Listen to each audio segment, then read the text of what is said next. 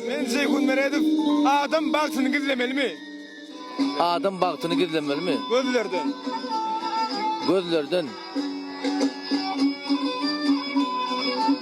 Ay onlar gizlemeli gözlerden bolsa.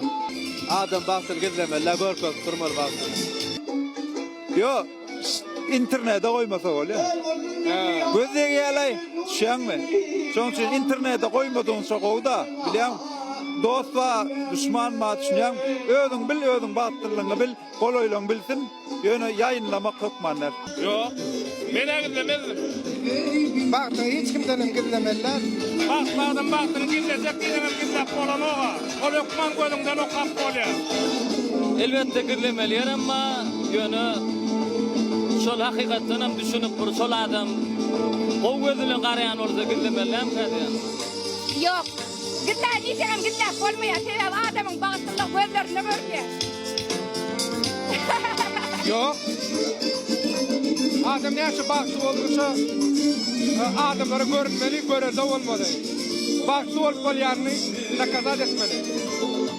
Ay ben fikrimçe baktırlığı gizlemeli açmalı zat yok. Baktı oradan oyadın üçün baktı oluyor. Yoksa elbem neye öz maşgala filan baktı olsun. Bagty bolan gizlep bolmaýar. Gizlemesem gide orada elimden gitce. Bagty gizlep bolmaýan normal. Bagty gizlemeli. Sebep? Köp zat meselem bagyt diýdi, ina ol eýleki pullydy zat diýdi, tişnan söýýärde. Şo tişnan söýýän zatlary birazjyk buh gezmeli. Köp adam hökmannal ile publika wad edip öýüňde duruşup bermek. Gözüň oňla kana olar ýaly. Owadan ýaşantyran bolup görýänler. Ey bagty ýanar, gizlep bolýan däl olaýmasa. Namaz kutlu olsun. Bilmedim ýani. Yine bir ayrıtı bir sowgat ba.